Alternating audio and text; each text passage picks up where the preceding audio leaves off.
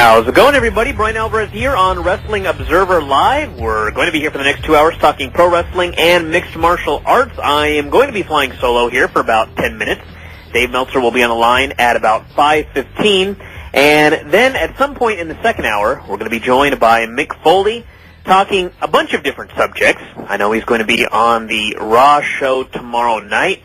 And he also spent some time in WWE developmental a couple of weeks ago and got to see firsthand what was going on in Ohio Valley and Florida Championship Wrestling, so we'll be talking to him about that coming up in just a few minutes.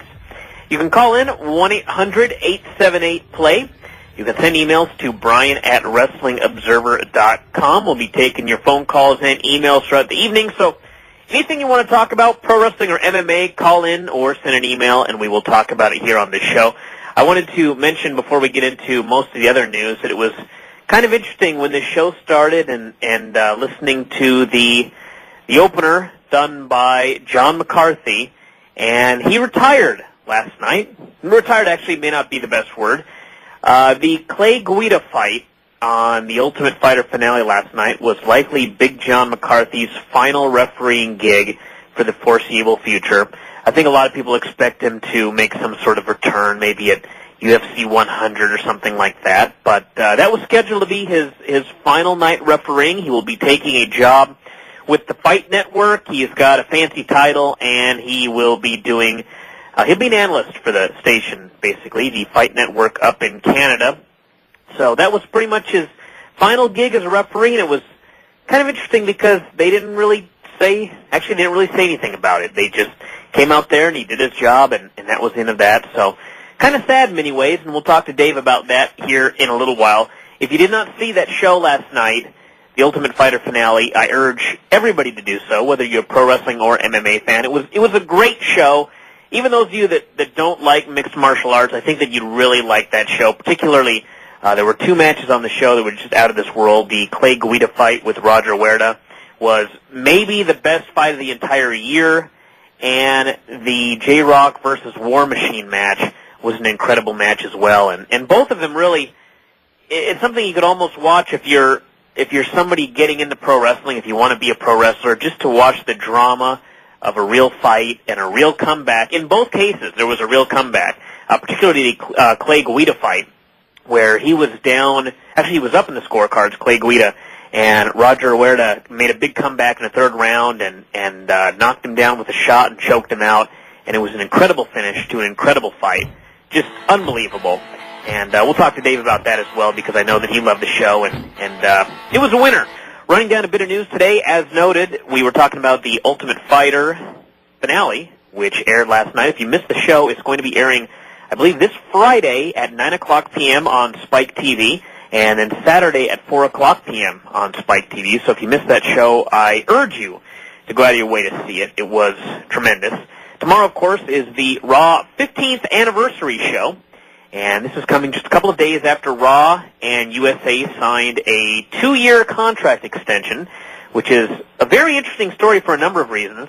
If you recall, the last 2 contract extensions they've signed, they signed one in 2000 with with Spike TV that was a 5-year deal, and then they signed this new deal with USA, and this new deal is a 2-year deal, which I guess the question is, whose idea was it to sign a 2-year deal? Was it USA's idea? Was it WWE's idea? What does it mean if USA was only willing to do 2 hours or 2 years? What does it mean if WWE was only willing to do 2 years? There are a lot of different questions here, but it is a 2-year deal, and I think it was probably in it wasn't WWE's favor. They actually got a better licensing deal than they got for this previous contract, and if you've looked at the ratings today as compared to the ratings the first time they were on USA, it's actually quite baffling that they managed to get a better deal this time around. So that's the new deal for Raw and USA. They'll be on the network through 2010,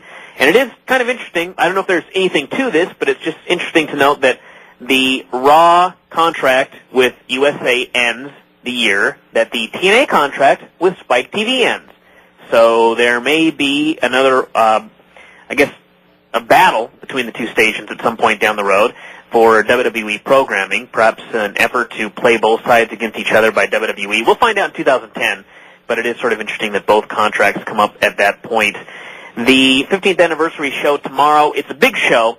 They've got a whole bunch of different things planned, and I guess we'll go over all of that here very quickly.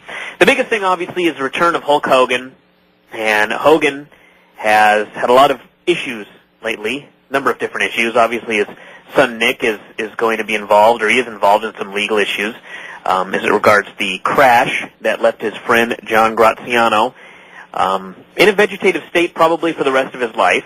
And Hogan and Linda are also getting a divorce, so it's a very tough time for him. He is coming back to TV in January for the new American Gladiators, but he's making his big return tomorrow night to WWE. And the interesting thing about this is it's the first time in a long time that Hulk Hogan has been in a position where the bargaining power is in the hands of Vince McMahon. Vince McMahon is calling the shots at this point because Hulk Hogan clearly needs WWE far more than WWE needs Hulk Hogan at this point. So it was kind of funny this past Monday night on Raw. I didn't really understand it at the time, but the more I thought about it, I'm sort of starting to figure out what Vince McMahon did here. But Vince just threw out his name. He was having a meeting with Coach, and he was talking about these big plans that they had for the show this coming Monday, and he said, we're going to have a lot of big returns, including Hulk Hogan. And then he just started throwing out different names, and I thought, that's weird that he would just throw that name out there like that, like it means nothing. And I think that what it was probably I don't want to say a ploy, but sort of a message on the part of Vince McMahon, just saying, Hulk, you're just another guy. We're bringing you here onto this show. I'm the dude in charge, and this is the way things are going to be. So already games being played, I would guess, by Vince McMahon and Hulk Hogan, but he's coming back tomorrow night. And I think if it were anybody else that had been in the media so much in the last couple of months because of all the issues that he's having, I think if it were anybody else, it would be kind of a danger to put them out on live TV and have fans there that could chant anything that they wanted or hold up any sort of signs they may create. But I think that with Hulk Hogan, because he's Hulk Hogan, because it's the 15th anniversary show, he's going to come out and he's going to be over huge. So I wouldn't be too concerned about that. And I would think that if there's a plan to do something with Hogan at Mania, they'll do something tomorrow. I would not expect anything with Steve Austin, which is what a lot of people are speculating. But I don't think Steve Austin has any desire to ever do a match with Hulk Hogan no matter what. So I wouldn't expect that tomorrow, but I would expect something if they want to do something. The other thing with a Hogan match at Mania is it is in the Florida market, and Nick Hogan thing is huge, obviously, in the Florida market because that's where everything went down. So there is the possibility that they may feel that that's not the place to do it, or they may just figure it's Hulk Hogan, he's going to be over huge because it's wrestling. Hogan at WrestleMania is going to work, so let's not worry about it. Plus, you'll have so many people coming in from around the country that it may not be a big deal. So that's his big return tomorrow. You've also got the returns of Steve Austin, Mick Foley, Eric Bischoff, Lita, Trish Stratus, and Sunny. Yes, Demi Stitch is returning to WWE. All of them, and actually a number of other individuals as well. We don't have all of the names, but a ton of people who have been on Raw. I can't say everybody because it's certainly not everybody, but a lot of people that have been on Raw over the past 15 years are going to be on the show tomorrow. They're going to be doing, I believe, a 20-man battle royal with a bunch of former Raw superstars. And we've also got, like I said, some more surprise returns. We've got a one-night reformation of Evolution, which is Triple H, Randy Orton, Batista, and Ric Flair. And, of course, Hunter, Batista, and Ric Flair, all currently babyfaces. Orton's a heel. I don't know what they're going to do, whether it will be a match or just some sort of reunion in mid-ring, but I would expect that they would shoot an angle tomorrow, probably involving Triple H and Batista, because I think that's going to be one of the main events, at least that's planned as of, I guess, a couple of weeks ago, of Triple H and Batista at WrestleMania, and so they would have to set that up, and I think that, I don't think it'll happen on the show tomorrow, but I think very, very shortly Batista's going to be turning heel, just from watching the SmackDown show and the way that he was doing commentary, and basically during commentary in an interview he said he was very confident. He gained a lot of confidence in his matches with The Undertaker. He felt he could beat Edge. Basically they're doing an overconfident storyline with Batista, and I think that suggests that he's going to lose in the three-way on Sunday and drop the title, and probably either at that pay-per-view or sometime shortly thereafter perhaps turn heel. So I guess you'd have a heel Batista and a babyface Triple H at WrestleMania unless something changes there. But I would expect them to shoot some sort of angle for that tomorrow night during this reformation. So that is that. And we've also got a ladder match, Jeff Hardy and Carlito, which is interesting because Carlito originally was going to quit the company. He had given his notice. He was going to resign. A lot of talk that he would split his time between TNA and his father's promotion in Puerto Rico, which is not a bad schedule if you're Carlito. He was very frustrated with a lot of things in WWE and a lot of the ways that he was used over the past couple of years, and it was kind of an interesting situation because his attitude seemed to be, when I'm not being pushed hard, I'm not going to give it my all in the ring. And unfortunately, when he didn't give it all in his all in the ring, he wasn't pushed to the level that I guess he felt that he should be pushed at. So it was sort of it was a weird situation. He gave his notice. Vince McMahon ended up sitting down with him and talked him into returning. So may have promised him the Intercontinental title. I don't know. It sort of makes sense that they might do something like that tomorrow on the show, a title change, because it's the big 15th anniversary show. But Jeff Hardy and Carlito in a ladder match, presumably for the Intercontinental title. That's one of the big matches on the show tomorrow. And then we've got I guess it's the main event of the show. It's Vince McMahon introducing the biggest Raw superstar of all time. And if you go to WWE.com, there is a huge list of individuals that you can vote for as the biggest Raw superstar of all time. And I would be stunned if Vince did not choose himself as the biggest Raw superstar of all time. And I think it's pretty much inevitable that at the end of the show, Vince McMahon is going to be humiliated. I'm sure he'll get a stunner by Steve Austin. I'm sure he'll, probably get a leg drop by Hulk Hogan, and probably a number of other things as well. So that will be the big blow-off angle of the show tomorrow. So, Dave, what's going on? Not too much. How you doing? Not too bad. What did you think of the Ultimate Fighter finale? Oh, God, one of the best shows of the year. That was, that was quite a night last night, 6 straight hours of fights. So you actually watched, I didn't get a chance to watch the De La Hoya Mayweather pay-per-view, so, I mean, what did you think of the fight? You mean the Hatton fight, or you didn't watch Hatton fight, sorry. Okay. You may have watched De La Hoya as well, I don't know. I did watch that, as a matter of fact, yeah. Yeah, we had people over. How was it? We watched the boxing first, and then we watched the MMA, and the one thing, I mean, that and Thursday was interesting because in both cases, you were kind of like watching two things, one right after the other. They were actually went on head-to-head, but, you know what I mean. Are you talking ECW and TNA? Yeah, ECW and TNA, and it's just interesting the comparisons when you watch those two things. Like we talked about this before with ECW and TNA.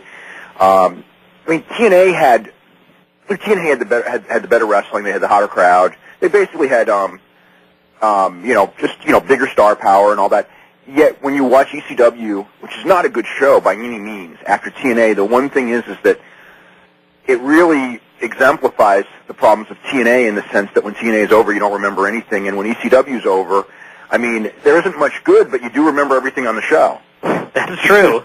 And the Big Daddy V. Kane feud really sticks in your head after a while. Well, that's, I didn't say everything good, but I mean, I just an example, I felt that, watching Shelton Benjamin on ECW and Booker T on TNA, that I got, I felt more of an impact by Shelton Benjamin, even though Booker T is 10 times the star.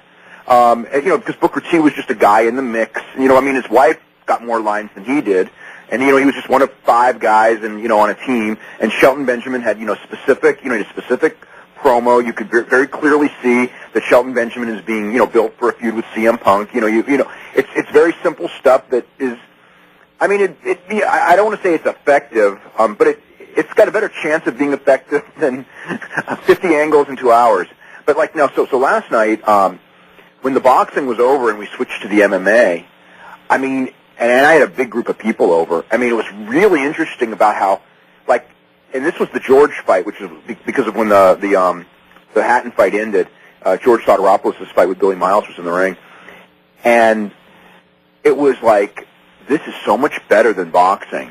And I mean, we all grew up on boxing, and I know that there's a lot of there's big advantages of boxing, and obviously no MMA match has ever been as big a match as this boxing match was, and the crowd at the boxing match was probably the greatest crowd that I've ever seen at a United States, boxing match, pro wrestling match. Maybe, it'd be up there with the top pro wrestling crowds, and top UFC crowds, maybe even better. I mean, really, that good a crowd? It was a absolutely fantastic crowd. I mean, I was so that aspect, obviously, it beat UFC hands down, but, you know, fight quality, my God, you know, UFC just, you know, I mean, this was the night where, you know, Joe Silva's the genius, you know what I mean? We talked about this a little bit after the De La Hoya fight, in that you paid $54.95 for the De La Hoya pay-per-view, and you really got one fight. I mean, that was a show where I think that most everybody watched it was just getting something to eat during the entire undercard. And on this show, everyone with me, nobody paid attention to the undercard. It was almost like it was painful, like watching Andre the Giant and John Studd or something. You know? I mean, it was for Kane and Big Daddy V. I mean, it wasn't as painful as Kane and Big Daddy V, I will say that. But I mean, it's just like there was no interest whatsoever, and you throw those guys in UFC out there, the prelim guys, and people were into every single fight. And, you know, I mean, even, you know, I mean, we didn't see Saunders and Barrera until about 1 a.m., so that was getting, because we had to watch that on the replay. But even so, it was more interesting than anything except for the main event on the boxing match, so. Yeah, I mean, it's a little different this time because at least the entire undercard was guys that you just seen on a reality show for 12 weeks. But still, even on your generic UFC show, I mean, they still do what they can to try and at least fill up some of the undercard. I mean, it's almost never just a one-fight show, and if it is, it's because something went wrong. Part of that also is because you're a bigger MMA fan than a boxing fan, as am I. So, because I knew the names of the guys in the semi-main, and I knew, you know, I knew who they were. They just had a boring fight.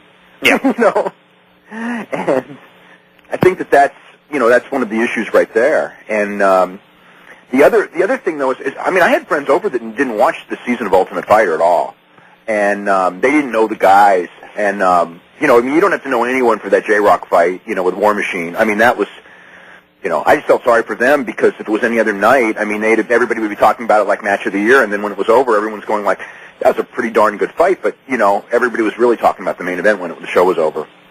I think also that you're getting a new generation of fighters who are starting to learn that it is more important to have an exciting fight and to go all out than to necessarily win the fight.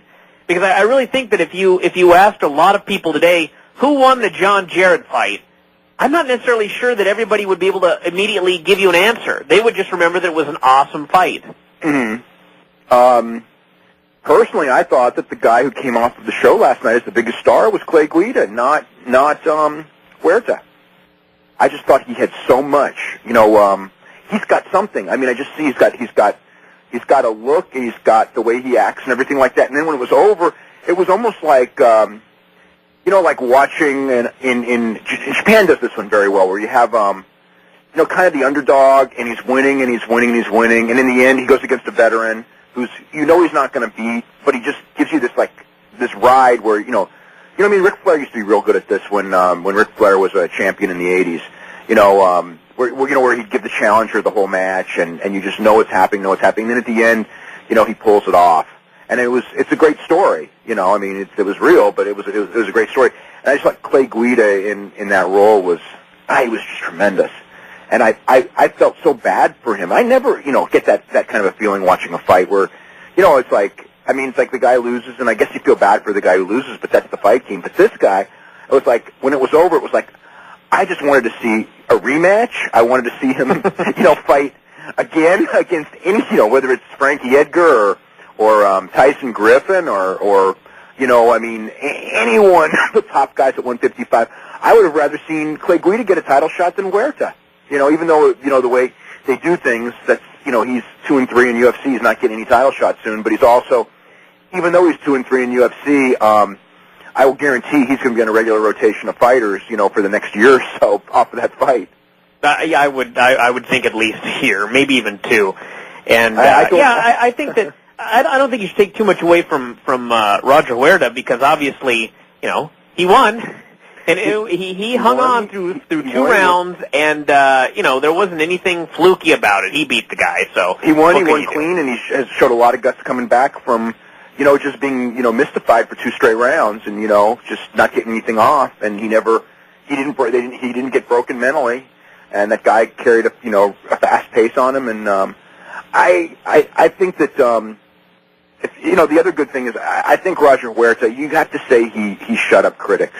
You really do. I mean, some people might still say he's overrated and all that, but you know what? It's like he's pretty darn good, because if he wasn't good, he'd have been blown out in that fight. It's actually getting to the point now where he's become that guy where you have to ask, what do you have to do to not be, to not have people say that about you at this point? Yeah, I mean, he probably has to win the championship or something. You know, some people... I think even if he won the title, he'd find something. Some people would. Well, you know, you're right, because we've seen it with other fighters too. When you get that reputation of being not as good, and then all of a sudden you prove that you really are. You know, people get real weird about that.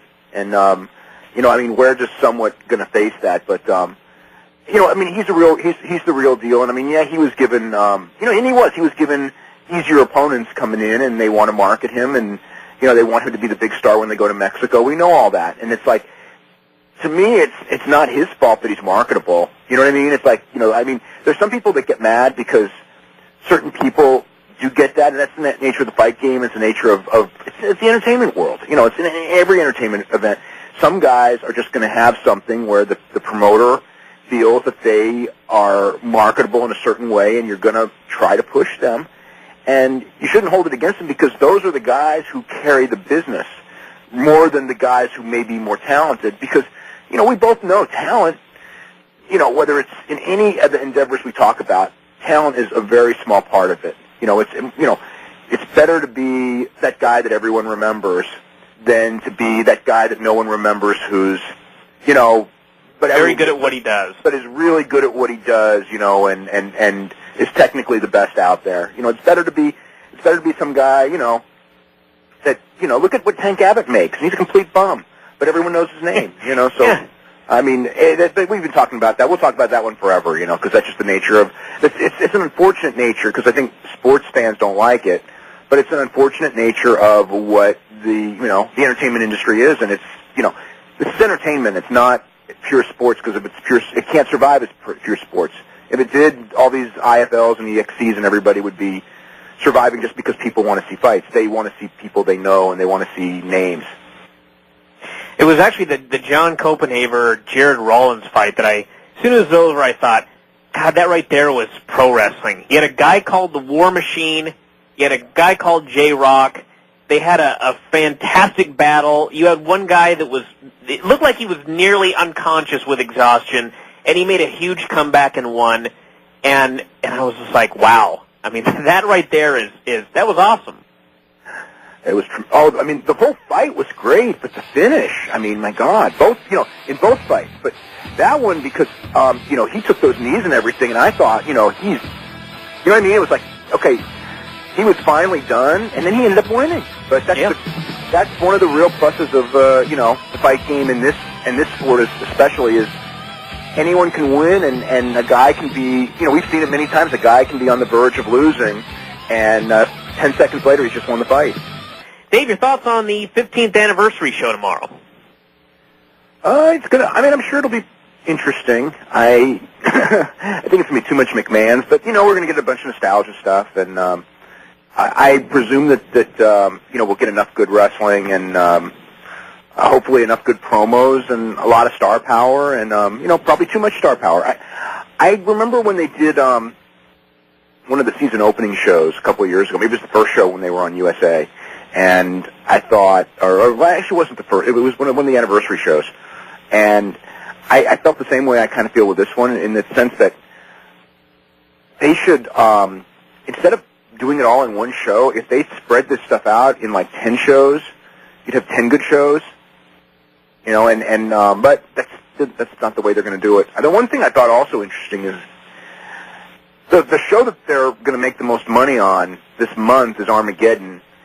And yet nobody is looking for an Armageddon more than this. And to me, there's a problem there. I mean, it seems like backwards. It's completely backwards. It is funny, because when I watched Raw on Monday, the show went off the air. It wasn't a great show or anything like that, but the way that they put everything together, I sat there and I thought, that was a pretty good go-home show for the pay-per-view. And then I realized, pay-per-view ain't this Sunday. It's the Sunday after. Yeah. So, I don't know. I don't know if they figured, like, you know, we'll get our go-home show out of the way, and then we'll just do this big special standalone 3-hour show. But doesn't seem like the best idea for getting people to buy your pay-per-view. Yeah, but I mean, a lot of this is, to build a big audience and to shoot some WrestleMania angles and things like that, or begin the teasers for WrestleMania angles. So, I mean, it's going to be, the most important Raw show, until, I don't know when they really get into high gear for Mania, when, January, February, when they start, coming up with the big angle or the big celebrity or whatever it is that they're, going to be working with. I wasn't sure about the rating. We were discussing this the other night, and I think you said a 4.2 or something like that, and I was thinking around a 3.9. No, I'm thinking maybe 4.1 may be the right answer now. What? I've seen a lot of hype for this show, and I think people are interested. So I would guess a 4.1. It's still going against football. That's true. I could see anywhere from a 3.9 to a 4.2, somewhere in that range. But what does it matter? You know what I mean? Well, they get one big rating here and there, and everybody is happy for a day. The next week will be back to a 3.5 either way, or 3.4, or whatever it's going to be. Sure. Yeah. So it's not, if it's something that's going to build momentum for something, that's one thing. But if it's a standalone great rating a week later, it doesn't really mean a whole lot. What do you think of the chance of anybody being so impressive tomorrow that they get hired? I think there's a good chance of that. I don't know who it would be, but remember Marty Jannetty? Well, I was actually thinking about that today. There were a number of guys who had matches with Kurt Angle, and they were all immediately signed, and then proceeded to do absolutely nothing of any value. How did Tonka get signed? He had a match with Kurt Angle. Was it with Kurt Angle? Yeah. Oh my God! Because that became the joke. Because he got Marty Jannetty and Tatanka signed, and then they never did anything with either of them after. Well, they didn't have those matches Marty anymore. Screwed himself. So. Sure. But then again, you know what? Before he screwed himself, he was under contract for months, and they never even put him on TV because they couldn't figure out what to do with him. Are you talking to Tatanka? No, Marty Jannetty. Oh, yeah. Yeah, so. I was really hoping that the actual Marty Jannetty would have been back on Raw this past Monday night, but didn't happen. Yeah, it would have been funny.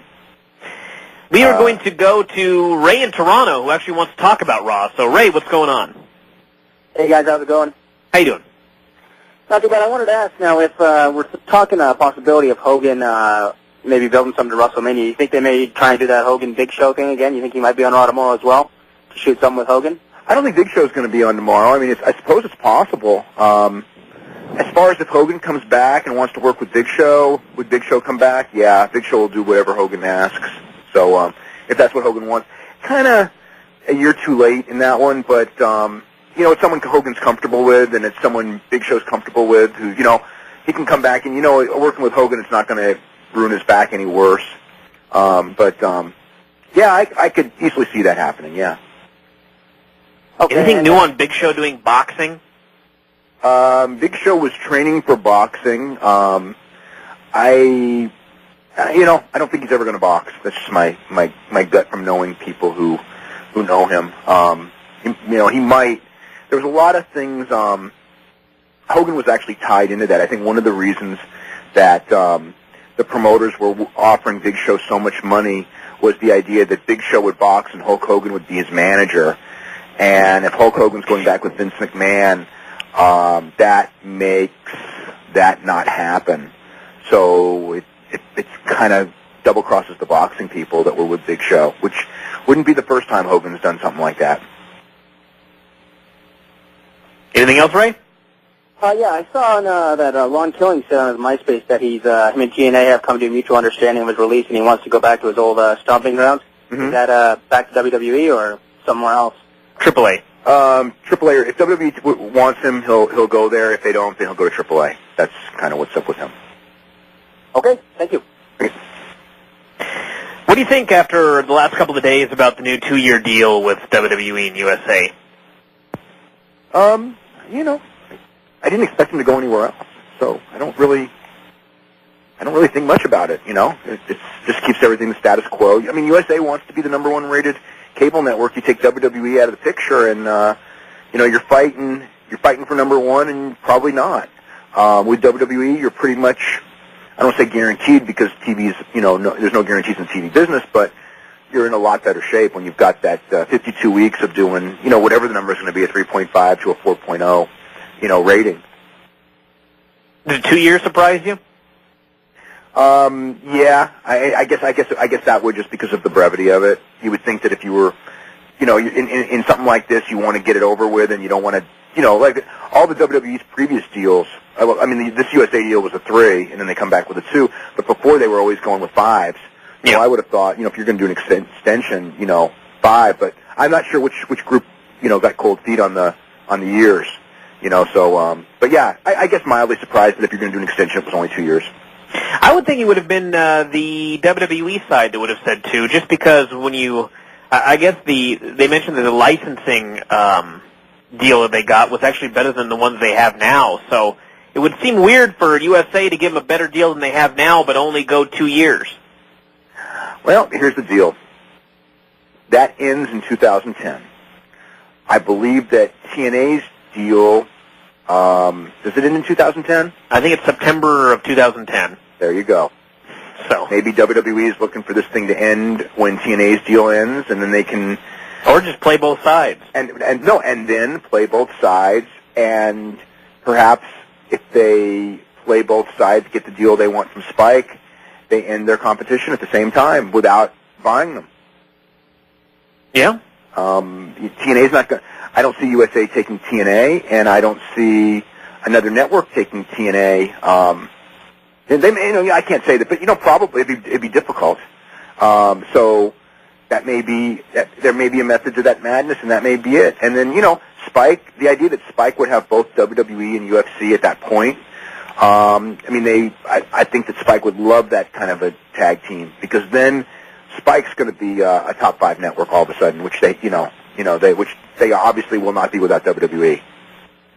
Although 2 years is a long time for UFC. I mean, it could really go either way. I mean, it could be just as huge or even bigger, or they could see a big, obviously this year wasn't the best year they've ever had, at least compared to 2006, but things change fast. Hey, well, but wrestling too. They could say, they could still WCW this ship. You know what I mean? I don't think they will, but so that would take an immense amount of talent. TNA can't even WCW their own promotion. Oh, what happens? Again, you never know. I mean, people have lost their minds before that have been in power. True. There's tastes change. I don't see it happening, especially because WWE is basically a monopoly business, which WCW never was. So, the people, like before when they ran people off, a lot of those people went to WWE or WWF. This one, when they run people off, they just don't become fans. But they have run a lot of people off, but they've done a great job of recruiting new kids for all the adults they've run off. That's kind of been what's the story of the last year. So, who's to say, what if they didn't have John Cena? You know what I mean? I don't know. I mean, their ratings have held up okay without him, and their house show business has held up okay without him. But, long term, what if, something happened to that guy, where he, had an injury where he couldn't go, and the people really knew he wouldn't be back. And, Shawn's not getting any younger. Triple H can be hurt on any given day. The injury rate was horrible this last year, and we both know that wasn't luck. That was just the nature of it's going to be that way, because of the nature of guys getting older and guys being on roids and guys working really hard on a hard schedule, and they break down. What do you think at this point about the chances of Cena being healthy for WrestleMania? I don't know. I haven't really talked to anyone about it. I mean, it was considered very, very unlikely. I know he's on the Tribute to the Troops show, so obviously he's doing a little bit better. Mania, I mean, if he can do it, he'll do it. You know that he's a gamer, so to speak. So I haven't heard anyone on it, and I know that the plans for WrestleMania, as far as all the main eventers and everything like that, Cena's not figured in. Now, obviously, those plans are going to change 15 times between now and February and March anyway. So if he's ready, they'll fit him in. Let's go to Steve from Pennsylvania, who has a question about Japan. Steve, what's up? Hey there. How's it Good evening, gentlemen. I have 2 questions, actually, which are kind of old-school questions, but still. You, Dave, rated the Kazuo Yamazaki match against Nobuhiko Takada 5-star match. I don't know a lot about Kazuo Yamazaki. Was he a big-time player in Japan?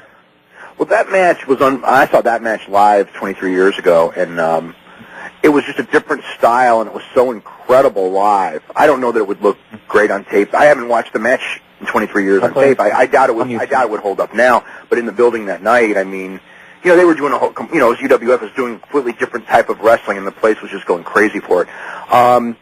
Yamazaki was,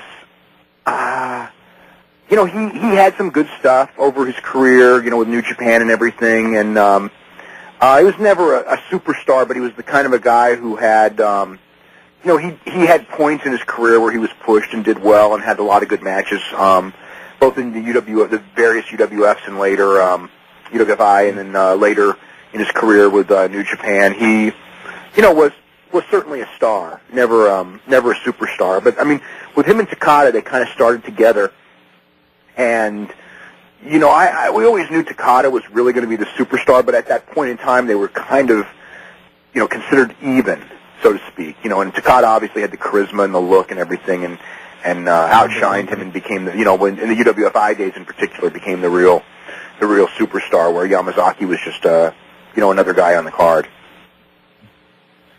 I also have another question. I don't know if you know this. It's also a kind of old school question, but do you know which were the bookers for All Japan Women's Pro Wrestling? Because I watched a lot of tapes from them. It's almost as good as Baba on his prime, in terms of great booking. I don't know if you know who was the booker of All Japan Women's. It depended on the time period, but a lot of the booking was done by the senior wrestlers. Rossi Ogawa did some of the booking. I mean, Aja Kong did some of the booking when she was on top. Hokuto did some booking. I guess technically Rossi Ogawa was he was more public relations. And the Matsunagas did at certain points. It was but yeah, I think I'm not sure. Rossi Ogawa, I think, was the guy during the peak period who was doing a lot of the booking. Mm-hmm. Okay. And that was my question, because watching some of the stuff from them, it's just like, people talk about Giant Baba's ability to book wrestling, but, in All Japan Women's, we just see angles that were so, just, from the 80s, you would thought that would still work nowadays, and were done 20 years ago and were awesome, so that's just unbelievable what they've done 20 years, so. Yeah, they were, that promotion, I think, historically, probably, as far as its peak, will probably historically not get its due because, it died and everything like that. But to get women's wrestling as popular as they got women's wrestling, and the characters over the way they got the characters, no one's ever done it before, and I don't know that anyone will ever do it again. As far as that was a really tremendous promotion, and it's during its two peak periods, during the 80s, mid-80s peak period and the early 90s peak period. Dave, your thoughts on the retirement of John McCarthy? I thought it should have been handled better on television. As far as, because was it even mentioned? I heard nothing. I mean, I was listening for it, and I sure heard nothing. So, I thought that from a public standpoint should have been done better. I mean, as far as the reasons and everything like that, he's going to be a main player at the Fight Network, and they're looking at expanding, and he's a good name for them, so just a better job offer. So there's nothing in that sense that's anything. I just thought. Were they upset at him for taking this offer? What? Were they upset at him for taking the offer? I don't think so, because it's how could they be? You know what I mean? I mean, he was not an employee of Zuffa, and he was assigned by athletic commissions, and he was part of it. But at the same time, if he was going to become a reporter on the sport as a full-time job, then you really can't referee at that point. So it was just a natural. It's just something that happened that needed to happen for that for him to take the next step in his life. I also wanted to ask you, the WWE website is doing a bunch of polls actually, about different Raw moments, and one of them is the best match poll, and one of the options involves a match with Chris Benoit. Did that surprise you that made it up there? Yes. Is it Benoit and Jericho against Triple H and Steve Austin? I actually don't know what it is. Okay. Just thought I'd think about it. I'll find out. The best Raw matches, that's one of the ones that, I remember that one. The one in San Jose, whatever year it was, 2001, I think. There's been a lot of great, obviously in 15 years, there better have been a lot of great Raw matches, and there sure were, but that's right up there with the best ones. Yeah, and I guess on the Ray DVD as well, there was a mention to Benoit that they didn't edit out. So I don't know if they're softening the stance or what the deal might be. I think that's the time was going to do that no matter what. And it was the Benoit Angle cage match. The Benoit Angle cage match where Angle did the moonsault. Yeah, blew out his knee. That was a good match too. That was a really good match. So you basically think that time was going to heal this wound? Time heals almost all wounds, especially with wrestling fans. So, yeah. To what extent, though? I don't think that they're going to put out a Best of Chris Benoit DVD. I don't think to that extent. Now, what should I say? 7 years from now, will they put out a DVD of the Chris Benoit Murders, the Real Story? Yeah, I think at some point, someday. I think they were chomping. I'm sure there's people in the company chomping at the bit to do it now and just trying to figure out how many years will it be before you can do it without being, because there's books out on it already. So I'm sure they want to tell their version of the story. I just don't know if they want to do it just yet. You know what I mean? Do you think that even though they've really tried to downplay the head injury aspect of it, that once they heard that, they sort of turned a corner in some way? No. Not at all? No. If anything, I think it concerned them more because the steroids they can blame on personal choice, even though that's BS. But the head injuries, that's inherent with a profession, and that all of a sudden calls the profession into question. Yeah, but I mean, privately, could they have made? Because a lot of wrestling fans, obviously, when they heard that, I don't want to say that they forgave Chris Benoit, but they found a reason for him acting in a certain way. And do you think that even though they will not publicly say that because of the reasons that you mentioned, once this came out that he had severe brain damage, they may have seen the whole situation slightly differently? I don't think so. Because they only see things how they affect them. You know what I mean? I don't think there's ever been like, okay, what was Chris going through? It's always what are we going through? So I don't know that, and I think with Chris, it's like, what did you do to us, Chris? You know what I mean? Yeah. It's like, I don't think they accept steroids or brain injury as an excuse for what he did to us. Which is, not that he killed his wife and his son, but that he provided them with 2 months of bad, really bad publicity, so he didn't hide the drugs, you know what I mean? Yeah. And you also had a column up on Yahoo.com talking about, actually it was a blog, talking about Sean Scherf being stripped of the title. That's official. So it'll be no longer an interim title fight. It's just a title fight in January, and he will face the winner of the BJ Penn Joe Stevenson match? I don't know if they're going to make him win one match before he gets the title shot, or they'll go right with his next match, against the winner. I don't know that. I don't know that for sure yet. Are you also surprised that was done so quietly? Yeah, I think it was done way too quietly. I think that that's one of the things that's the big difference between them. Their TV. I mean, they're a lot more like WWE than I think their own fan base. Although some of them have it kind of figured out, but they're really a lot more like WWE because WWE doesn't go on TV and talk about their drug suspensions. But if it's Major League Baseball or the NFL or something, obviously they would. They would bring up all those things. So it's if it was HBO, obviously they would do that too. So it's then again, I would have thought that they would have made that Dana would have just come out and made the announcement on the show, which he didn't do. So, Mick, how you doing? Hey, Brian, everything is great. Enjoying myself and really looking forward to the big anniversary show tomorrow. Mick, this is Dave, and we got a bunch of stuff that we could talk about, but one of the things I wanted to ask you about is, since in the last couple of months, you've gone through, I guess, a bunch of different things as far as, kind of your attitude with the business, and you went to developmental. You went to, I think you went to Florida too, right? Yeah, I went to both places, OVW and Florida. And what was the message that you were trying to send to the guys, and your feelings for, basically you volunteered for those trips, right? You weren't assigned. Yeah. In the wake of the Benoit tragedies, I was really trying to figure out a way that I could fit in and be part of the solution. And at first I felt really wanted by the the national media. You know, I guess it's kind of, you know, good for the ego that you have these national shows calling. But I was watching them, and it was, you know, for the most part, outside of, you know, a few guys, you know, Bret Hart and Chris Jericho and a couple of others, it seemed to always, you know, kind of work its way into wrestlers yelling at each other.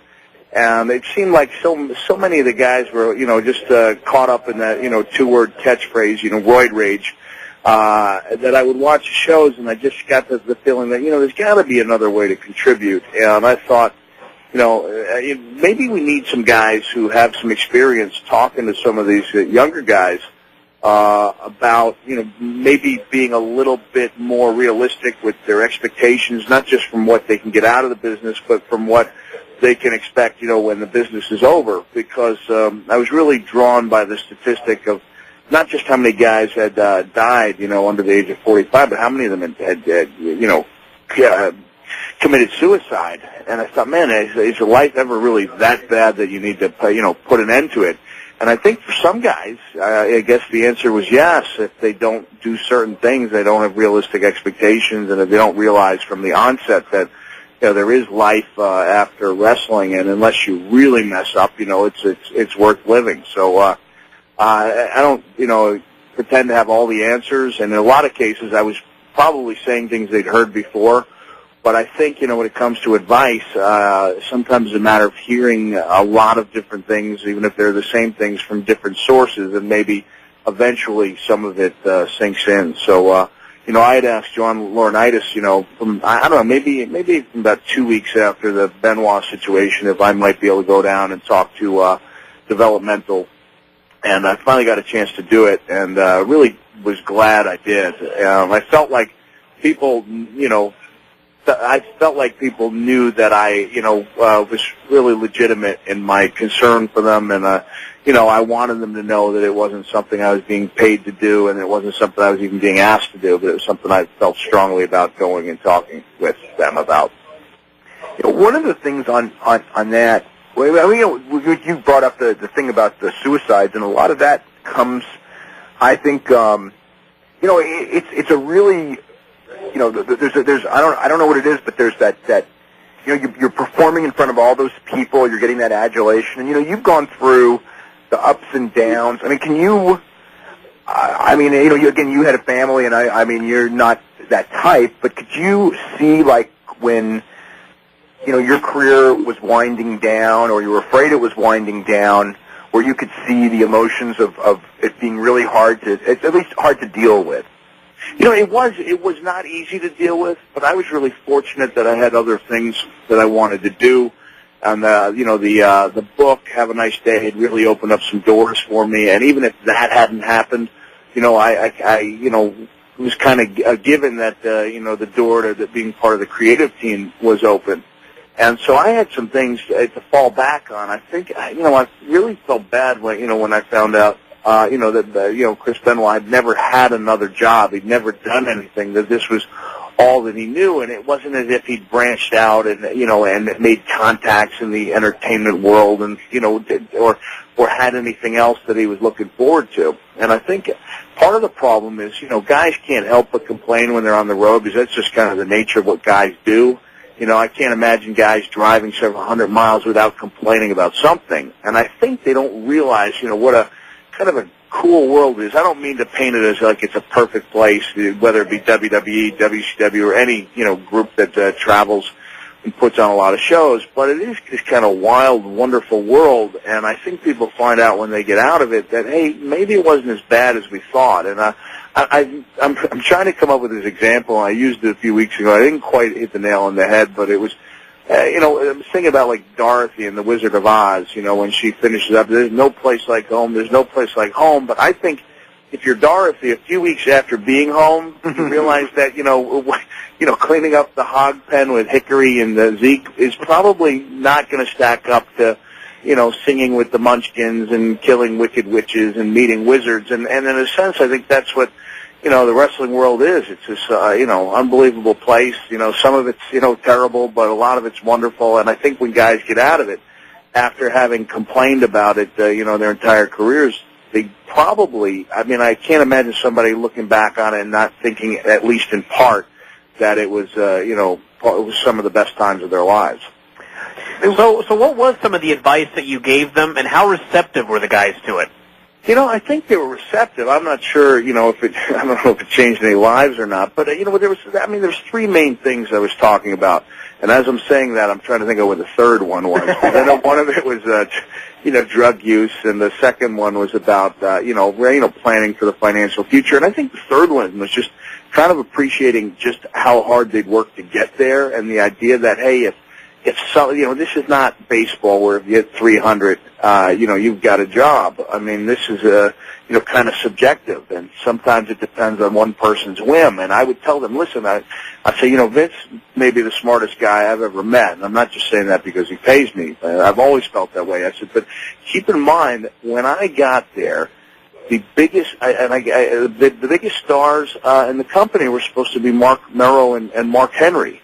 And I told them the story that I'd written in Have a Nice Day, where Jimmy Miranda, who was the you know, he was the shirt and concession guy, came up to me and he said, you know, the company wants to make a Mankind T-shirt.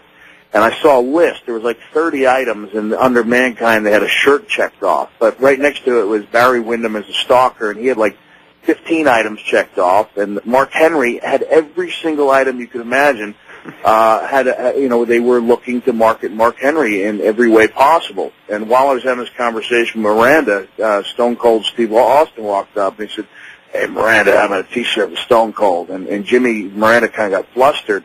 And Steve said, what the hell's wrong, Miranda? And he goes, Steve, don't take this personally. It's just that, you know, the office doesn't really see any marketing potential in you. So, so you know, I want guys to know that Vince is, you know, he's occasionally wrong, and just because, you know, somebody decides you don't have what it takes doesn't mean you should be looking at your career like it's a failure. I mean, maybe that's kind of, you know, philosophical DDP type of stuff, but I believe pretty firmly in it. I think the difference between me and DDP is I think that you can't just be whatever you want to be if you will it and work hard enough, that sometimes, you know, especially in our business, there are outside influences, and certainly, you know, I could have done everything exactly the same, but if it hadn't been for a guy like Jim Ross, you know, really, you know, petitioning on my part, I may have never gotten the break, you know, that came my way. Or when I started, if it hadn't been the Undertaker kind of going to bat for me, or if it hadn't been Vince finally becoming a big believer in the Mankind character, things wouldn't have worked out. So that was one of the things I was talking about, and I was talking about, you know, pill usage and the idea that, you know, it's really hard to get out of, you know, WWE or any type of professional wrestling without, you know, having some experience with it, but that it's there to help you. It's not there to get high on, and it's not there to build up some type of a tolerance to. And I gave an example of being on a vacation in Dutch Wonderland, and I went down this little raft ride with my kids. It was the first time they'd been on a ride of that magnitude, and they were really excited about it. And Dad, let's do it again, do it again. And I got up, and my knee kind of went out of its socket, you know. And it's kind of like a semi-regular occurrence. I hear the music. I'll finish up real quickly. So I shifted it back in. To make a long story short, if I hadn't have had a pain pill with me, you know, at the hotel, the vacation would be over. So there is a time and a place for it, you know, kind of saved my vacation. But at the same time, if I'd had a tolerance and I took stuff just because I felt like getting a buzz once in a while, that one pill wouldn't have done anything. Mick, when you were down there in Ohio Valley and Florida Championship Wrestling, what were your thoughts on the way the developmental system is run in general? Well, you know, when I was in Ohio Valley, I wasn't. I was there just to talk. I didn't actually see any of the talent performing. When I went to Florida, I got, you know, a tour by Steve Kern showing me, you know, how the arena was going to shape up and all the construction they were doing on it. And I got to see a lot of the talent working out. And one of the things I was really impressed with, I didn't quite get it when Steve was explaining to me, and I didn't get it until I saw it on video, is they were going around kind of doing these free-form wrestling interviews. Because, I mean, in the old days, guys, you know, knew how to cut a 30-second interview or a 1-minute or a lengthy interview if that was the need. But they were kind of doing these things, you know, almost like an acting class, saying, okay, imagine that you are waiting to use the bathroom and the champion comes out of the toilet stall or something, you know, it's something that ridiculous. And there was a lot of ad-libbing going on, a lot of people working together, kind of interacting and playing off each other. And they did 5 or 6 of these, all these different scenarios. And I thought, man, this is really good training, because in so many of the things, especially, in the late 90s, before there was such tight scripting going on, a lot of the guys, popularity could hinge on their ability to work off people and improvise. And I think that, that just as a general observation is kind of indicative of the things they're doing there and preparing people, not just to have matches, but to be part of a wrestling show. So I was really impressed with quite a few of the wrestlers they had as well in the ring.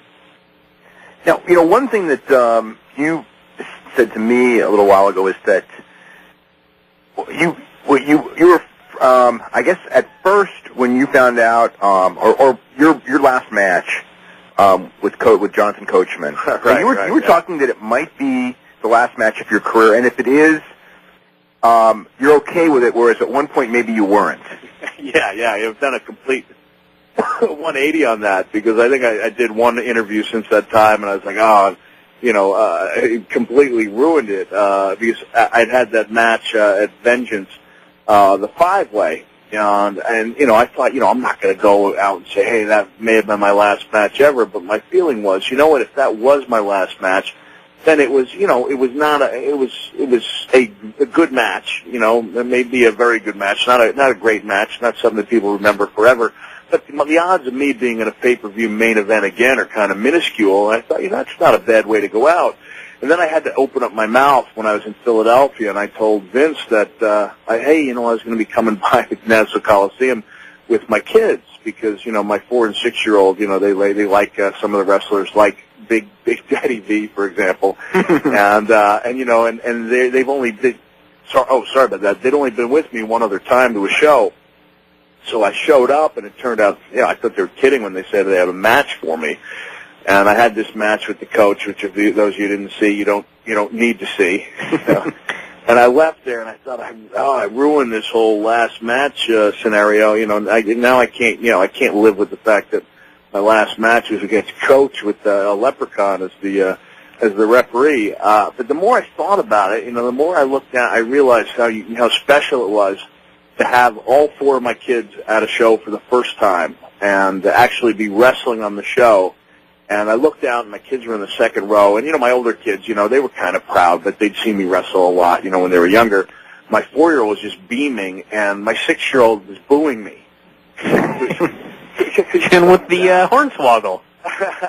and it was, I just keep thinking of their faces. And don't get me wrong, it was a happy boo. He was really happy to be booing me. And I thought, that's that's kind of a priceless memory. And I'd like to have another chance to do one more really good thing. But if that doesn't happen, I will, kind of consider the chance to have had all 4 kids watch me wrestle. And for a 4- and 6-year-old, that was a great match. I won't even save the video, so they don't find out any different. But I think, looking at like 98 or 99 when my kids would be in the ring and I'd had that horrific match with The Rock and didn't think anything of it until, months later, that, I guess my priorities have changed, and you realize that, hey, maybe this was the better situation to have my kids in, a completely harmless match, and a little bit of fun and leprechaun thrown in for good measure. So now, in your mind, physically, in your mind, are you planning on wrestling again? Or because it's hard for me, because I wasn't really expecting that from you. The idea of last match, even though you retired 7 years ago, but I always figured once every year or two you're going to come out and have this gruesome bloody match because you're Mick Foley. Yeah. I guess the one thing I've going for me has been proven that if you put me out in the ring with one of the best workers in the the business and do a match that's my specialty, we can come through. But this past year is a rough one on me physically. I found out several of my knee ligaments are kind of holding on by a thread, and I had a real rough time with several herniated discs. And it's kind of like maybe that's Mother Nature sending me a signal. And I do have ideas, and there was one that I actually had a meeting planned with Vince and written down and all that. And I actually called up and canceled because I thought, you know, it wasn't the right time to propose an idea, especially with Flair's return being, you know, kind of similar in nature to what I was going to propose. But I think, you know, next year I'm going to propose something else, and it's pretty major and hopefully, you know, pretty emotional and thought-provoking. And, you know, and I hope it goes, but if it doesn't, you know, it won't be like I'll feel like I need closure. You know, I'd like to do one more big thing just because I love going out there and I love kind of telling a story and getting people involved, but it won't be the end of the world if it doesn't happen. Now, you mentioned also, of course, tomorrow is the 15th anniversary of Raw, and right. Your mentality between the 10th anniversary and 15th anniversary is very different, and what makes it different?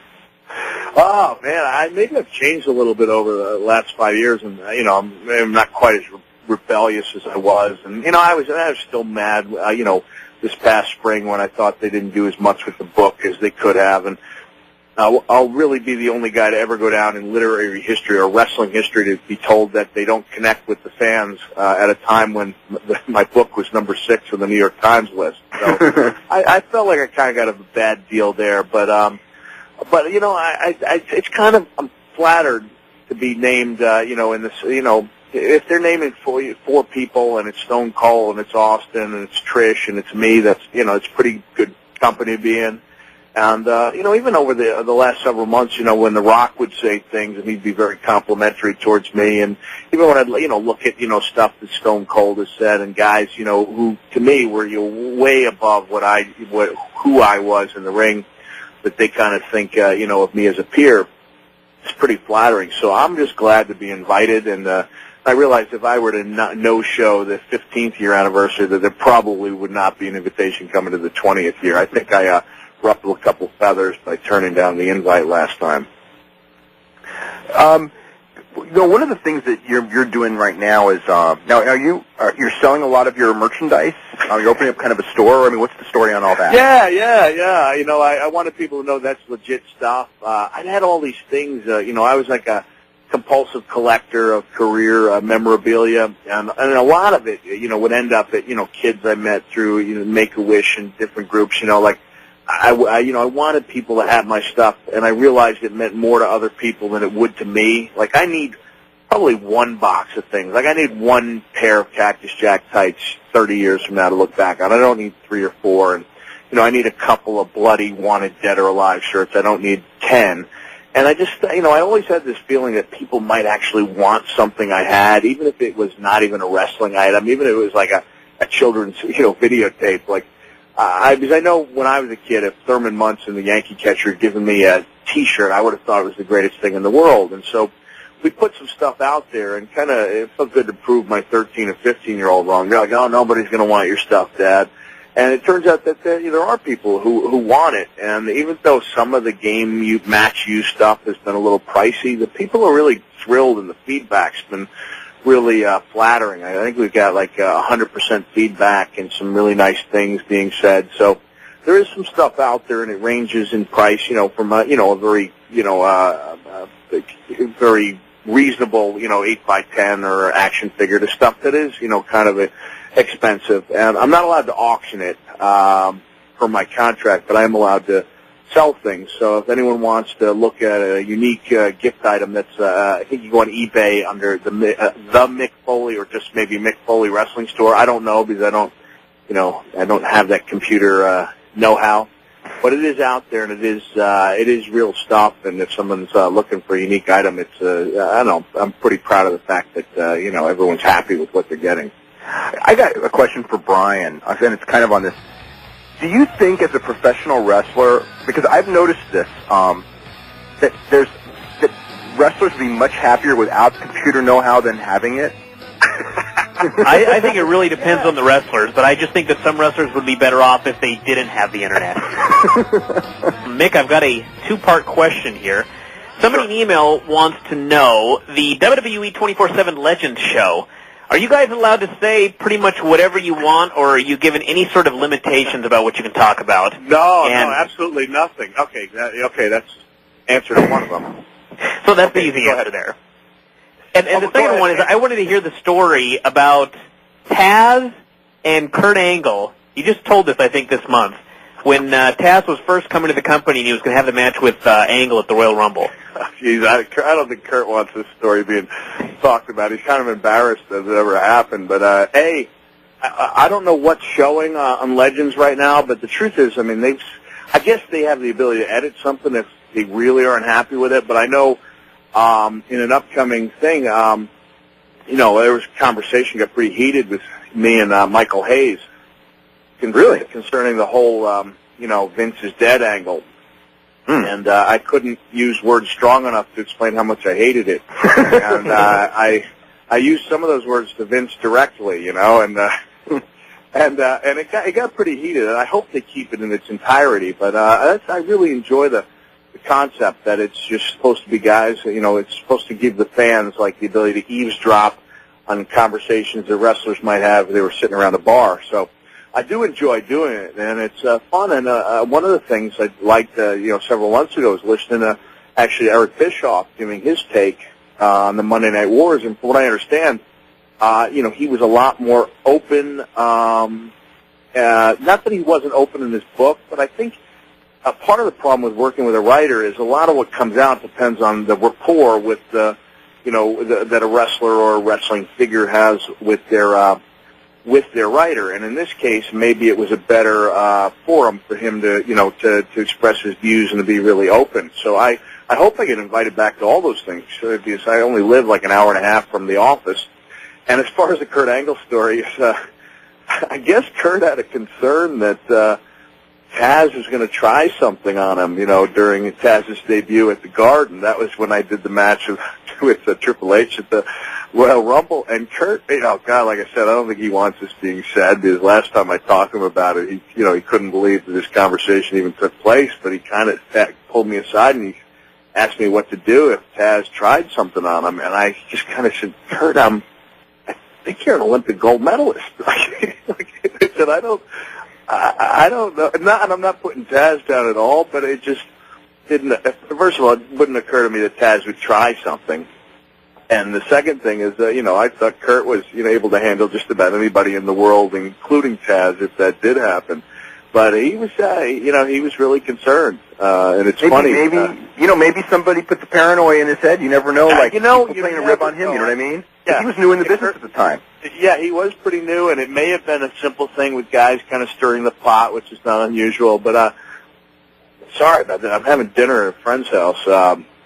Same guys who appeared in the old high school movies with me, the home movies. And How's so the I roof? apologize, I'm burping. Yeah. So that story is pretty funny. Wasn't Taz on the panel when you told that story and he just laughed? Yeah, that's right. Has this been aired yet? The thing? With Yeah, Taz? this was on this month. This was the Heat Seekers one, right? I actually didn't see this. Somebody just told me about this, the story and Taz's reaction. Yeah, the Heat Seekers was great. I guess my only problem with the Heat Seekers Part 1 is that I was apparently the only guy in the business who actually liked some of the people who were, on the Heat Seeker list. And then they got involved, with some other guys. And when Vince's name came up, that's when the conversation got kind of heated. But yeah, I believe Taz was there. And I never realized, for example, that Taz still had a lot of bitterness over how his wrestling career worked out. I thought, by virtue of the fact that he'd become a real good announcer and kind of a fixture in the company, that he'd be fine with all that. And I never knew that he really resented the way it turned out from a wrestling perspective. That's interesting. Yeah. So I guess, in answer, just to reiterate what I said about question number 1, guys are not told what to say at all. And it's very interesting and a lot of fun to be on the panel.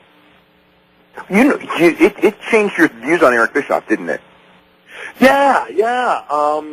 It did, because I realized, I knew he was had a lot, he was a pretty bright guy, and that he wasn't afraid to try new things. But from glancing at his book and hearing what he said over the years, a lot of it didn't seem to stack up to his memory didn't seem to stack up to the facts. And in this case, there was a lot of things I did not know that he was completely legitimate on. And like, I guess to that, he never really realized how much it bothered me, to have him, giving away the finish, when I won that title. Yeah. So again, I mean, I'm not here to plug 24/7, but it is a good show, and I think people are, would be, if I was a wrestling fan, back in the days when I was, this would be like the answer to my wrestling prayers to hear wrestlers talking that openly about, interesting and controversial subjects. It was the Badasses show. Was that the one? It's the one, yeah. How did I not make that list? How was I not on there? Another thing is, a few weeks ago, we were building up the Hell in a Cell match with Undertaker and Batista. JBL made some comments about how you were never the same after that match, and I wrote, the thing is that you had your best years after that match, but in fact, in your mind, you really were never the same after that match. Yeah, I definitely thought there was a lot of credence to that, because before Hell in a Cell, I mean, I was aware of that some of the stuff I was doing was, it was painful and dangerous. There might be a price to pay for it, but it never really occurred to me that I could be hurt that seriously, or that the things I was doing were having an effect on my family. I mean, I kind of had blinders on in one sense, because I was always about the performance, and I think from the day, from the moment that that Cell match happened. I mean, I guess if I had to put a moment on it, it would be when I finally called my wife. It was several hours after the fact, and I believe I'd been to the hospital already, and I had not called after my match like I always did, and my wife was desperately trying to get through. Maybe it was before I went to the hospital, because it was Dave Hebner who said, your wife has gotten in contact with, she really needs you to call. And when I got called up, I mean, she was yelling at me, and she's crying, and she said, you can't do this to us, you can't do this to your family. And the kids were, I guess, pretty devastated, because they, it's weird, they'd seen me on wrestling,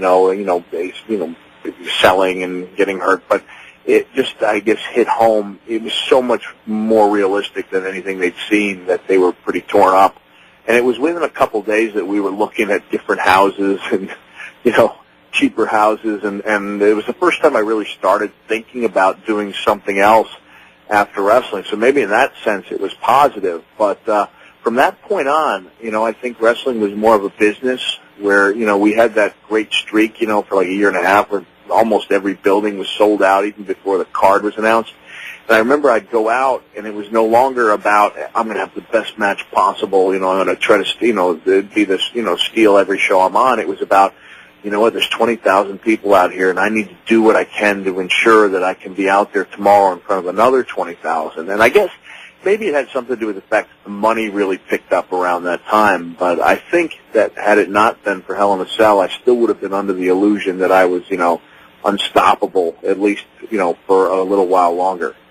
What got you, I know that Undertaker was hurt and you were afraid of having a bad match, but what got you, where did the idea of those bumps come from, and the idea that if you did them, that you would actually be able to possibly get up from them? Because I know the second one didn't go exactly as planned, but right. But the first one, easily could have, ended your life, let alone your career, and certainly ended the match.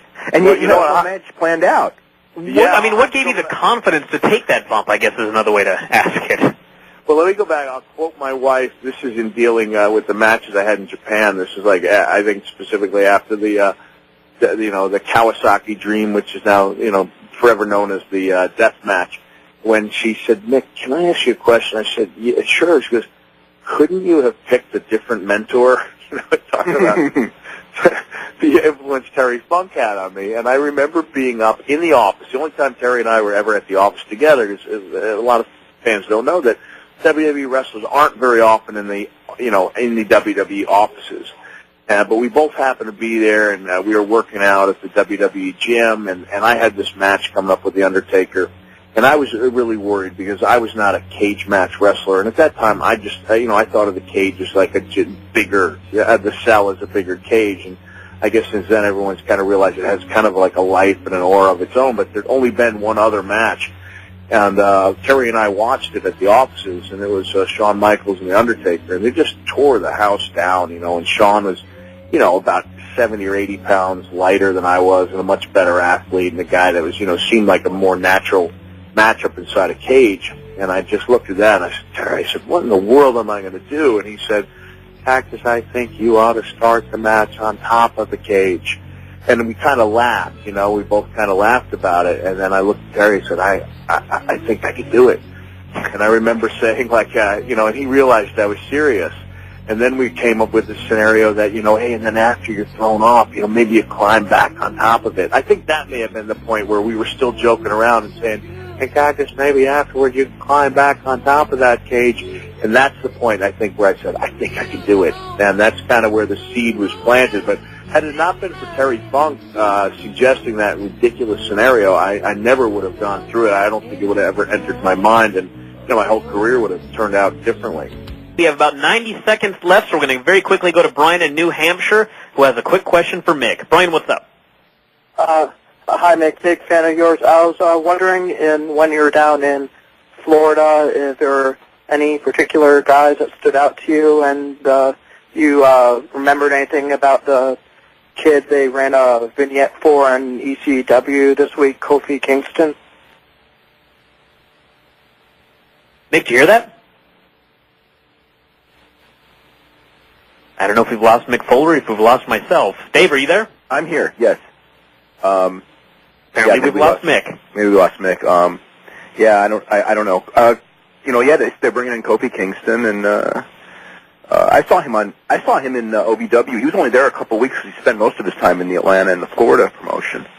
But I don't know. I had heard like all these raves about him, and they brought him in with Harry Smith, and he didn't stand out to me, you know, for whatever that was worth. I mean, it wasn't like he was bad, but he was just, I don't know, I had been built up with the idea that like he was the best guy in developmental at the time, or one of the 2 or 3 best, him and Cody Runnels and Sean Spears, and I didn't think he was as good as, certainly not as good as Sean Spears at the time, but he could have improved a lot since then. Well, Bryan, thank you very much for the call, and Dave, of course, thanks for doing the show this week, and we apologize for losing Mick Foley there in the last 30 seconds, but we're pretty much out of time. So we'll talk to you guys again next week. You listen to Observer Live on the Sports Byline Radio Network.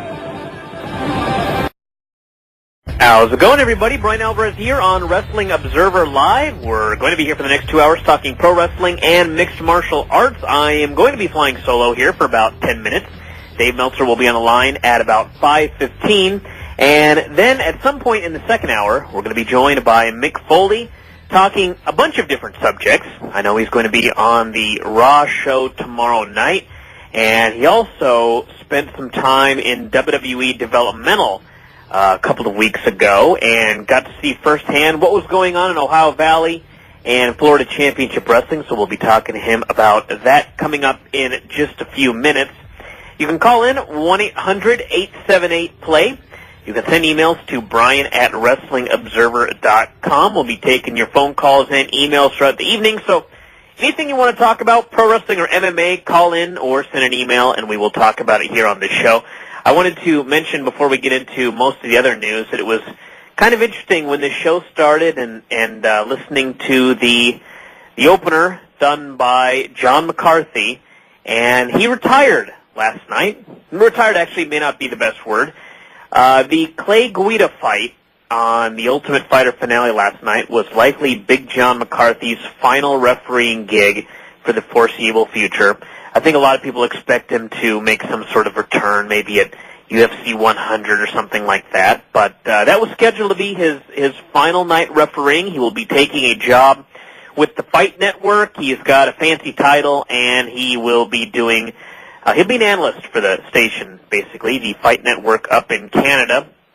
So that was pretty much his final gig as a referee, and it was kind of interesting because they didn't really say anything about it. They just came out there, and he did his job, and that was the end of that. So kind of sad in many ways, and we'll talk to Dave about that here in a little while. If you did not see that show last night, the Ultimate Fighter finale, I urge everybody to do so, whether you're a pro wrestling or MMA fan. It was a great show.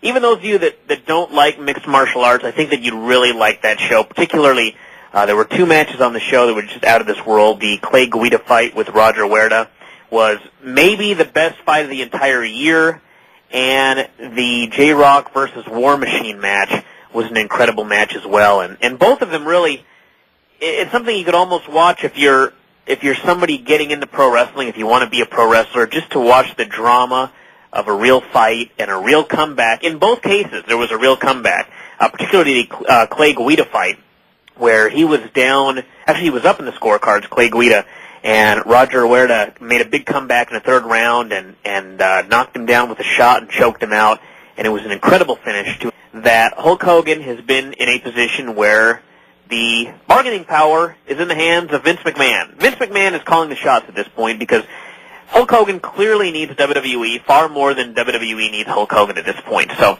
it was kind of funny this past Monday night on Raw. I didn't really understand it at the time, but the more I thought about it, I'm sort of starting to figure out what Vince McMahon did here. But Vince just threw out his name.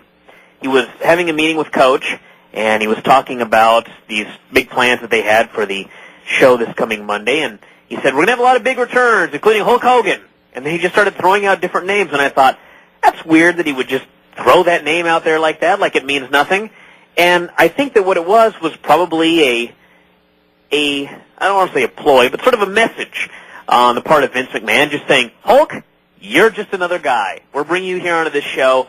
I'm the dude in charge, and this is the way things are going to be. So already games being played, I would guess, by Vince McMahon and Hulk Hogan, but he's coming back tomorrow night. And I think if it were anybody else that had been in the media so much in the last couple of months because of all the issues that he's having, I think if it were anybody else, it would be kind of a danger to put them out on live TV and have fans there that could chant anything that they wanted or hold up any sort of signs they may create. But I think that with Hulk Hogan, because he's Hulk Hogan, because it's the 15th anniversary show, he's going to come out and he's going to be over huge. So I wouldn't be too concerned about that. And I would think that if there's a plan to do something with Hogan at Mania, they'll do something tomorrow. I would not expect anything with Steve Austin, which is what a lot of people are speculating. But I don't think Steve Austin has any desire to ever do a match with Hulk Hogan no matter what.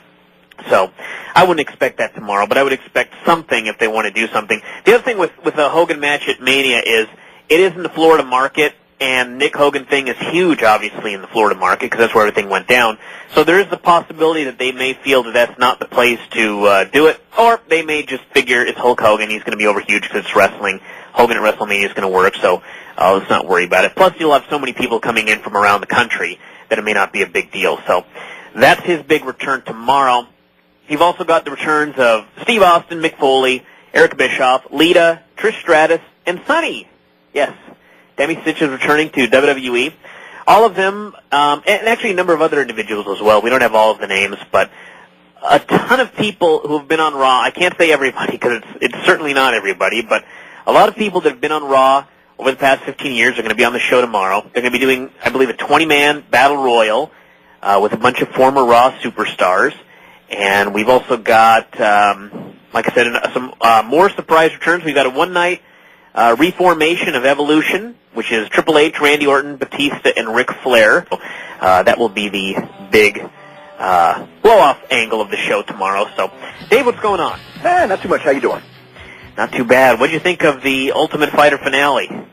Oh, God, one of the best shows of the year. That was, it was quite a night last night, 6 straight hours of fights. So you actually watched, I didn't get a chance to watch the De La Hoya Mayweather pay-per-view, so, I mean, what did you think of the fight? You mean the Hatton fight, or you didn't watch Hatton fight, sorry. Okay. You may have watched De La Hoya as well, I don't know. I did watch that, as a matter of fact, yeah. Yeah, we had people fight. How was it?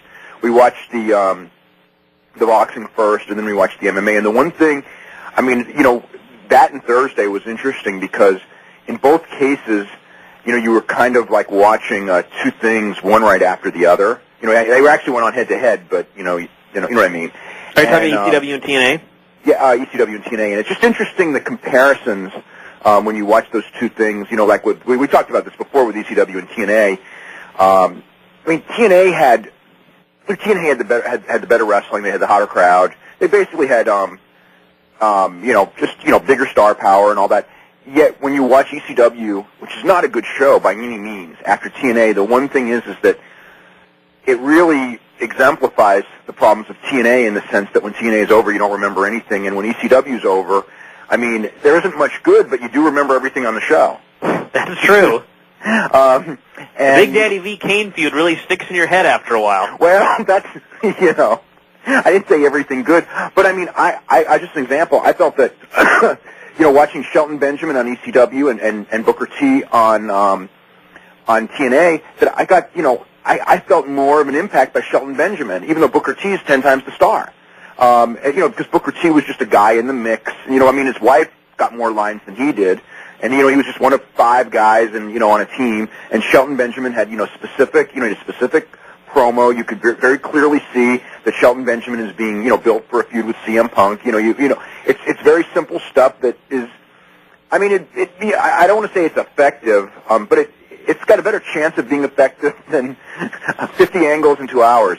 But so last night, when the boxing was over and we switched to the MMA, and I had a big group of people over. It was really interesting about how, and this was the George fight, which is because of when the Hatton fight ended. George Soteropoulos' fight with Billy Miles was in the ring, and it was like, this is so much better than boxing. And this is when we all grew up on boxing, and I know that there's a lot of there's big advantages of boxing, and obviously no MMA match has ever been as big a match as this boxing match. And, of course, Hunter, Batista, and Ric Flair, all currently babyfaces, or it's a heel. I don't know what they're going to do, whether it will be a match or just some sort of reunion in mid-ring, but I would expect that they would shoot an angle tomorrow, probably involving Triple H and Batista, because I think that's going to be one of the main events, at least that's planned as of, I guess, a couple of weeks ago, of Triple H and Batista at WrestleMania, and so they would have to set that up, and I think that I don't think it'll happen on the show tomorrow, but I think very, very shortly Batista's going to be turning heel.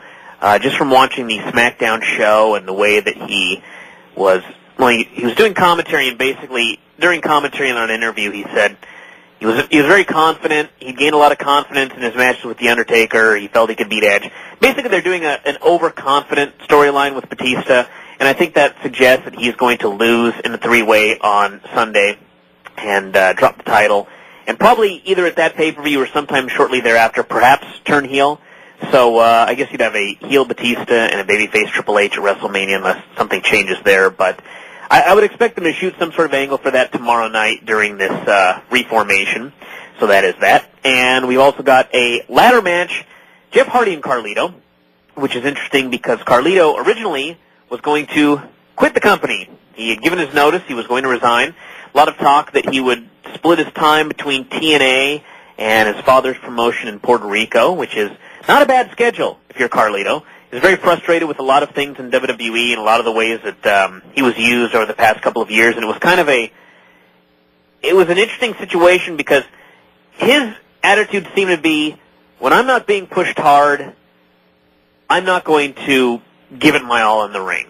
And unfortunately, when he didn't give it all in his all in the ring, he wasn't pushed to the level that I guess he felt that he should be pushed at. So it was sort of a weird situation. He gave his notice. Vince McMahon ended up sitting down with him and talked him into returning. So may have promised him the Intercontinental title. I don't know.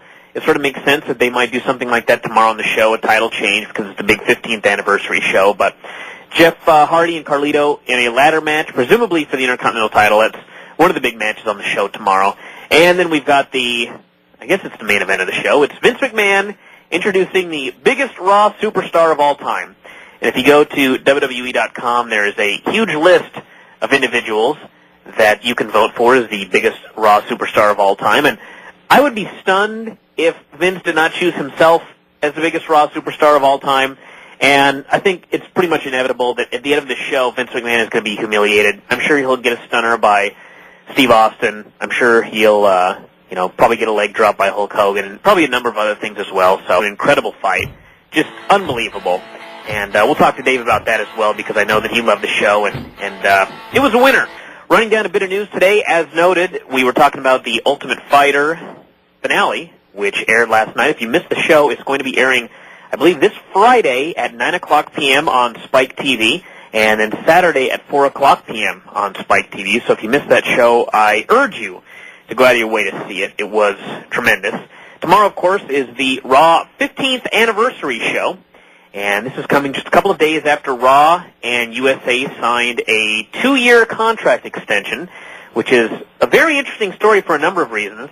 If you'll recall, the last 2 contract extensions they've signed. They signed one in 2000 with with Spike TV that was a 5-year deal, and then they signed this new deal with USA, and this new deal is a 2-year deal, which I guess the question is, whose idea was it to sign a 2-year deal? Was it USA's idea? Was it WWE's idea? What does it mean if USA was only willing to do 2 hours or 2 years? What does it mean if WWE was only willing to do 2 years? There are a lot of different questions here, but it is a 2-year deal, and I think it was probably in it wasn't WWE's favor. They actually got a better licensing deal than they got for this previous contract, and if you've looked at the ratings today as compared to the ratings the first time they were on USA, it's actually quite baffling that they managed to get a better deal this time around. So that is that's the new deal for Raw and USA. They'll be on the network through 2010, and it is kind of interesting. I don't know if there's anything to this, but it's just interesting to note that the Raw contract with USA ends the year that the TNA contract with Spike TV ends.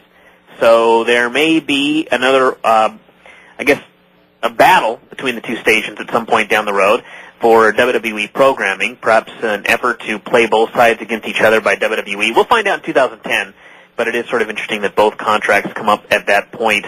The 15th anniversary show tomorrow, it's a big show.